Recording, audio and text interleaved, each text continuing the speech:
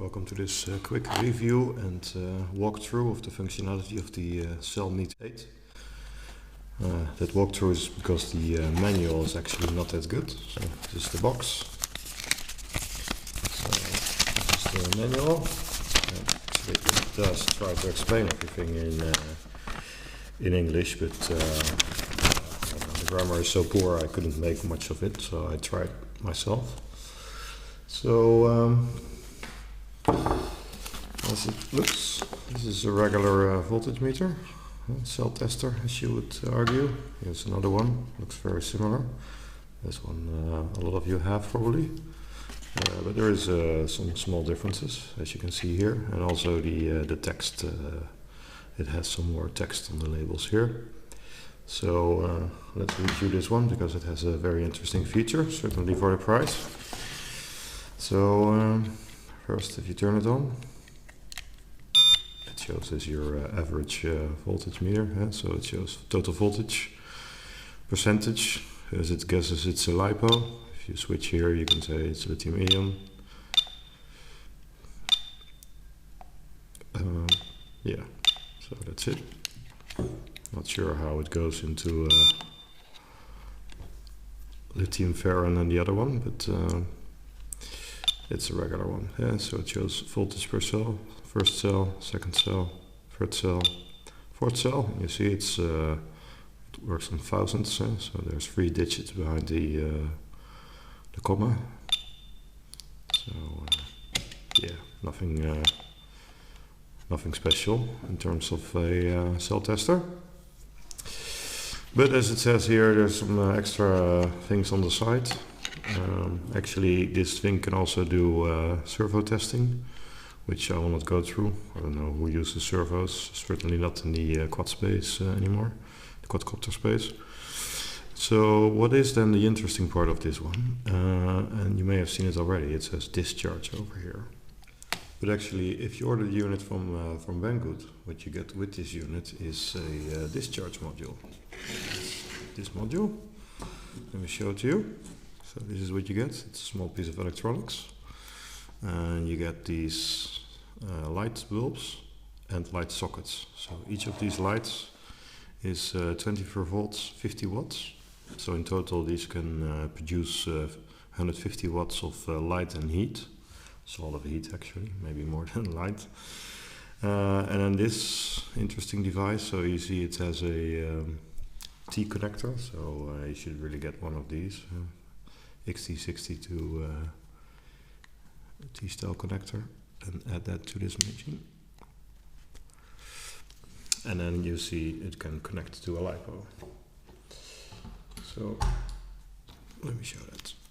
I need a small converter here, because I'm using something with XT30s, but it works with XT60 of course. So this is the unit. By itself it does very little, and as it shows here on the screen, voltage.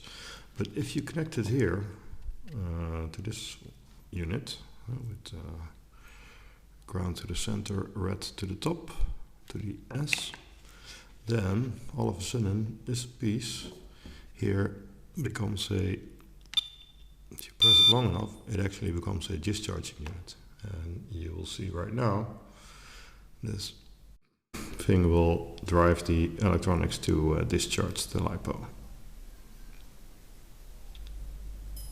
And it starts with 1, but then quickly it shows 3 bulbs. So this is pretty neat. And of course, there's some interesting stuff here. Actually, you turn it off by pressing the type button. So what isn't important here is, of course, you want to drive the voltage that it needs to stop on. This being a LiPo, you probably want it to stop at 3.8 something. So you press this button, hold it, and it first goes to discharge. So you can set it with these 2 buttons. So let's say 3.85. Okay. Then there is another option. This has to do with the ppm servo testing. So we'll skip that. It's not relevant. And this probably is the time the LED stays on. And then you can turn off and turn on the beeping this machine makes. But I would strongly suggest you to keep it on, as the beeping is what alarms you that your your LiPo has been discharged. Actually, the downside of this machine is it won't stop discharging. As much as it does turn this on, it doesn't turn it off, or at least I haven't made it do so. But the beeping is quite annoying, so that will certainly warn you. So I put it at 385. Yeah, let's just give this thing a go. And of course, one small 850 milliamp battery is nice, but obviously it's nicer if I put some real some more lights to it, so some more batteries to it. So I'll actually do so now. So now I'll connect the balancing board to the discharger. See what happens. Okay.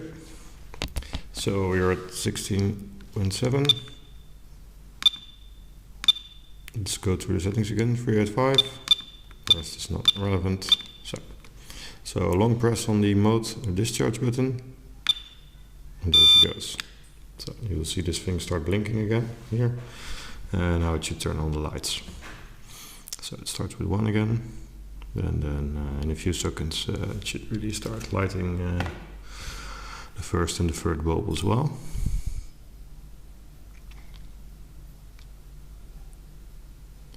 Okay. So it's pretty good at lighting this place up. And while I talk, you can see the percentage of battery full decrease. So I'll leave this on, probably fast forward this a little bit for you to see how fast this goes actually.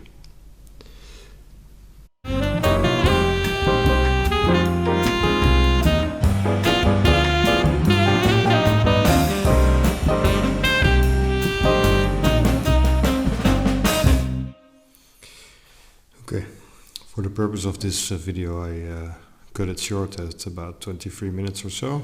As you could see then it was pretty far. It was at 385 for most cells, but I think cell 3 and 4 are a little bit higher, so it does not only just discharge, it also balances them. So I stopped after 50 minutes. It was still going strong. It hadn't beeped yet, but yeah, I guess it doesn't really matter because it doesn't really drain the batteries. It does stop near the point where you want it to stop, so the electronics will stay on and the light here stays flickering, as opposed to me stopping it now. Then the light goes on again and the bulb over there really stops.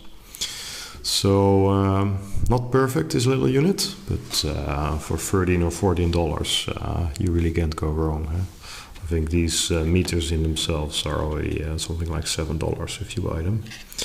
So the extra bulbs and the electronics to turn them on, that's a pretty good deal for the other few dollars. So I can recommend this. 20 minutes to discharge, what is it, 1700, 3.5 amps of 4S batteries.